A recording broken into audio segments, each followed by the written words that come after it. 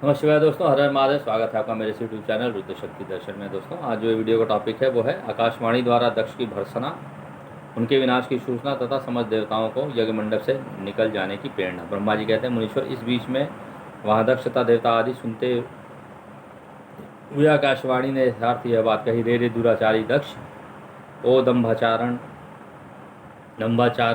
दम्भाचार परायण महामूढ़, यह तूने कैसा अनर्थकारी कर्म कर डाला। ओ मूर्ख शिव भक्तराज, दधीची के कथन को भी तूने प्रमाणित नहीं माना, जो तेरे लिए सब प्रकार से आनंददायक और मंगलकारी था। वे ब्राह्मण देवता तुझे दुस्तर शाप देकर तेरी यज्ञशाला से निकल गए, तो भी तुझ मूढ़ ने अपने मन में कुछ भी नहीं समझा। उसके बाद तेरे घर में मंगलमयी सती देवी सदा पधारी, जो तेरी अपनी ही पुत्री थी, किंतु तूने उनका भी परम आदर नहीं किया। ऐसा क्यों किया? ज्ञान दुर्बल दक्ष, तूने सती और महादेव जी की पूजा नहीं की या क्या किया? मैं ब्रह्मा जी का बेटा हूँ, ऐसा समझकर तू व्यर्थी घमंड में भरा रहता है और इसलिए तुझ पर मोह छा गया है। वे सती देवी ही सत्पुरुषों की आराध्या देवी हैं अथवा सदा आराधना करने के योग्य हैं। वे समस्त पुण्यों का फल देने वाली तीनों लोगों की माता कल्याण स्वरूपा और भगवान शंकर के आधे अंग में निवास करने वाली हैं। वे सती देवी पूजित होने पर सदा संपूर्ण सौभाग्य प्रदान करती हैं। वे ही महेश्वर की शक्ति हैं और अपने भक्तों को सब प्रकार से मंगल देती हैं।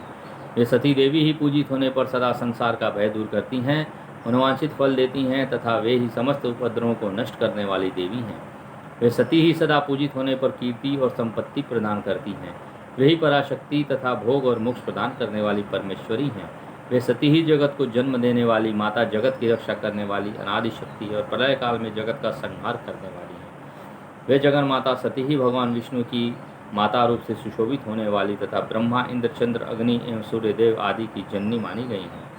वे सती ही तप, धर्म और दान आदि का फल देने वाली हैं। वे ही शंभु शक्ति, महादेवी तथा दुष्टों का हनन करने वाली परात्पर शक्ति हैं। ऐसी महिमा वाली सती देवी, जिनकी सदा प्रिय धन पत्नी हैं, उन भगवान महादेव को तूने यज्ञ में भाग नहीं दिया। अरे तू कैसा मूढ़ और कुविचारी है। भगवान शिव ही सबके स्वामी तथा परात्पर परमेश्वर हैं। वे समझ देवताओं के सम्यक सेव्य हैं और सबका कल्याण करने वाले हैं। इन्हीं के दर्शन की इच्छा से सिद्ध पुरुष तपस्या करते हैं और इन्हीं की साक्षात्कार की अभिलाषा मन में लेकर योगी लोग योग साधना प्रवृत्त होते हैं। अनंत धन, धान्य और यज्ञ याग आदि का सबसे महान फल यही बताया गया है कि भगवान शंकर का दर्शन सुलभ हो। शिव ही जगत का धारण पोषण करने वाले हैं। वे ही समस्त विद्याओं के पति एवं सब कुछ करने में समर्थ हैं। आदि विद्या के श्रेष्ठ स्वामी और समस्त मंगलों के भी मंगल वे ही हैं। दुष्ट दक्ष, तूने उनकी शक्ति का सत्कार नहीं किया, इसलिए इस यज्ञ का विनाश हो जाएगा। पूजनीय व्यक्तियों की पूजा न करने से अमंगल होता है। तूने परम पूज्य शिव स्वरूपा सती का पूजन नहीं किया है। शेषनाग अपने सहस्त्र मस्तकों से प्रतिदिन प्रसन्नतापूर्वक जिनके चरणों की रज धारण करते हैं, उन्हीं भगवान शिव की शक्ति सती देवी थी। इनके चरण कमलों का निरंतर ध्यान और सादर पूजन करके ब्रह्मा जी ब्रह्मत्व को प्राप्त हुए हैं। उन्हीं भगवान शिव की प्रिय पत्नी सती देवी थी, जिनके चरण कमलों का निरंतर ध्यान करके और सादर पूजन करके इंद्र आदि लोकपाल अपने उत्तम पद को प्राप्त हुए हैं। वे भगवान शिव संपूर्ण जगत के पिता हैं और शक्ति स्वरूपा सती देवी जगत की माता कही गई हैं। मूढ़ दक्ष, तूने उन माता पिता का सत्कार नहीं किया, फिर तेरा कल्याण कैसे होगा? तुझ पर दुर्भाग्य का आक्रमण हो गया है और विपत्तियाँ टूट पड़ी हैं, क्योंकि तूने उन भवानी सती और भगवान शंकर की भक्ति भाव से आराधना नहीं की। कल्याणकारी शंभु का पूजन न करके मैं कल्याण का भागी हो सकता हूँ। यह तेरा कैसा गर्व है? इस दुर्वार गर्व आज नष्ट हो जाएगा। इन देवताओं में से कौन ऐसा है जो सर्वेश्वर शिव के विमुख होकर तेरी सहायता करेगा?